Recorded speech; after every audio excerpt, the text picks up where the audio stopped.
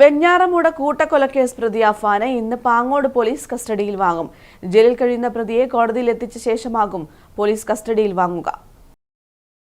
വെഞ്ഞാറമൂട് കൂട്ടക്കൊലക്കേസ് പ്രതി അഫാനെ ചൊവ്വാഴ്ചയാണ് സെൻട്രൽ ജയിലിലേക്ക് മാറ്റിയത്.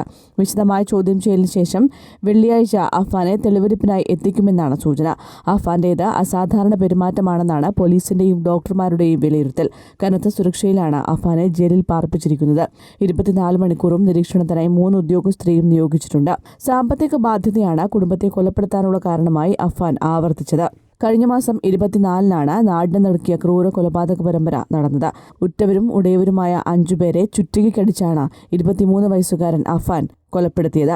അഫാന്റെ പിതാവിന്റെ മാതാവ് സൽമ ബീബി, പ്രതിയുടെ അനുജൻ അഫ്സാൻ, പെൺസുഹൃത്ത് ഫർസാന, പിതാവിന്റെ സഹോദരൻ ലത്തീഫിന്റെ ഭാര്യ ഷാഹിദ എന്നിവരാണ് കൊല്ലപ്പെട്ടത്. പ്രതിയുടെ ഉമ്മ ഷെമീന ആശുപത്രിയിൽ ചികിത്സയിലാണ്. News desk, Kannur vision.